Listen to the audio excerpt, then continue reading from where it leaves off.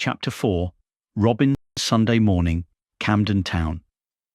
Robin Nudd and the Sheriff of Nottingham are moored at Camden Lock, London, NW18AF. The Sunday morning sun spread its early morning gaze over the City of London and indeed out across Camden Town.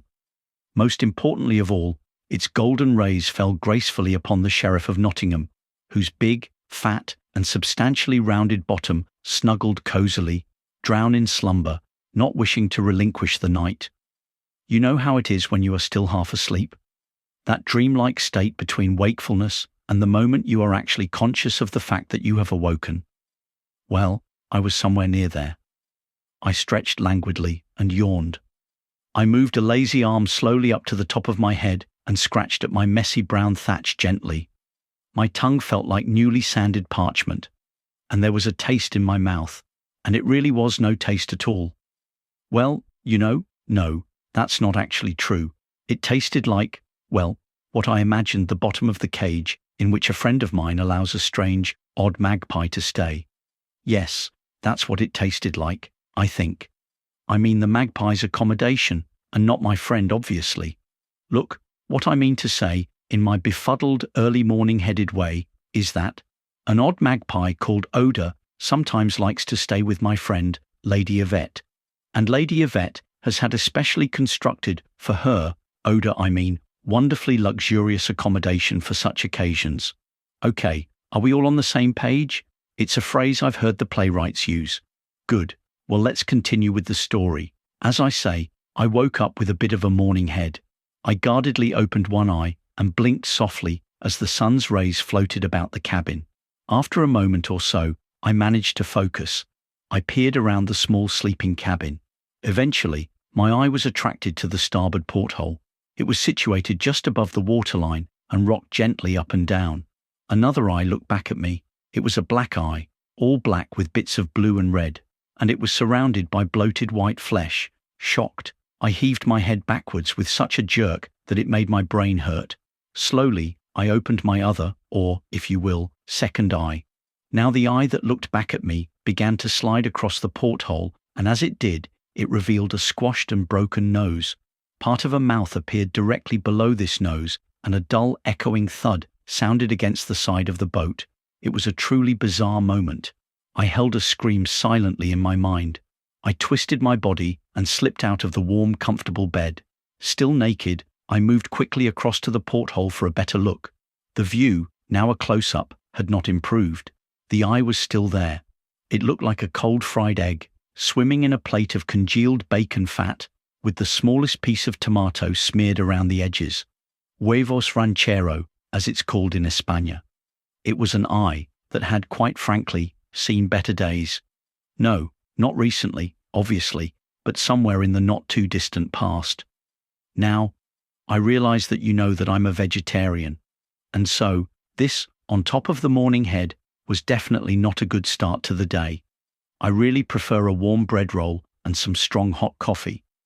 I moved across the cabin and pulled on a pair of woolen hose and a rough spun chemise. Then, I carefully checked my eyeliner in the looking glass before I opened the hatch and crept out onto the stern deck.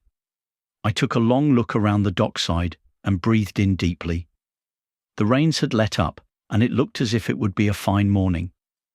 I took a healthy sniff of the fresh Camden town air. There was no one about.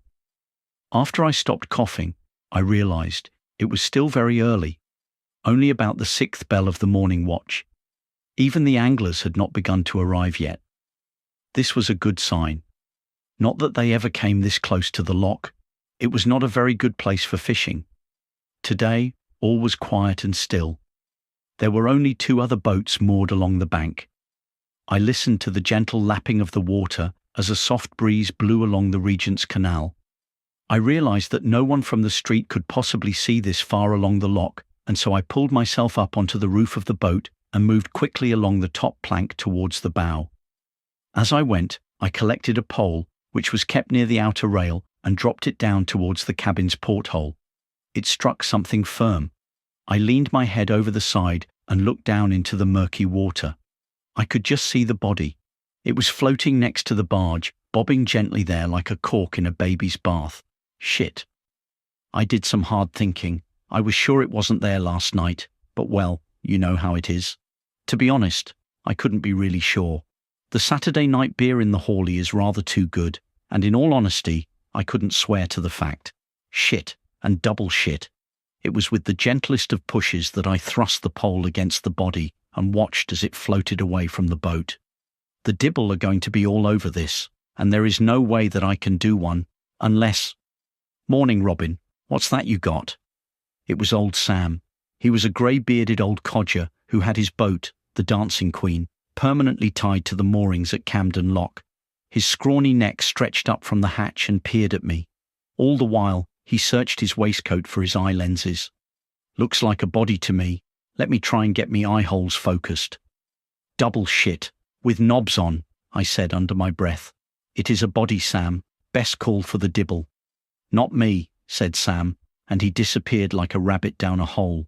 The hatch of the Dancing Queen slammed shut with a loud bang, and I heard the scrape of the bolt as it slid across. "Shit," I said again. It was fast becoming the word of the morning. "Mornin'," the angler said as he walked along the towpath. "Excuse me, mate. Give the Dibble a holler, will you? Sharpish like I just found a mush in the cut." The angler turned as pale as a ghost and shaking his head said, "Oh no, that will not be good for the fishing. They will have had a right nosh up already. I'm off back to me gaff. Don't get me involved." And he made a quick about turn. Shit, shit, and double shit.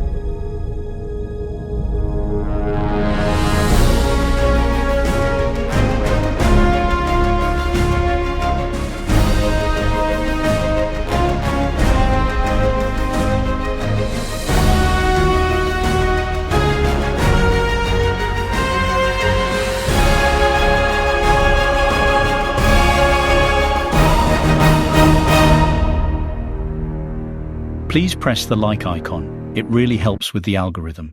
Click subscribe to be notified of further installments. You can find more information and other videos at mortalcritters.com.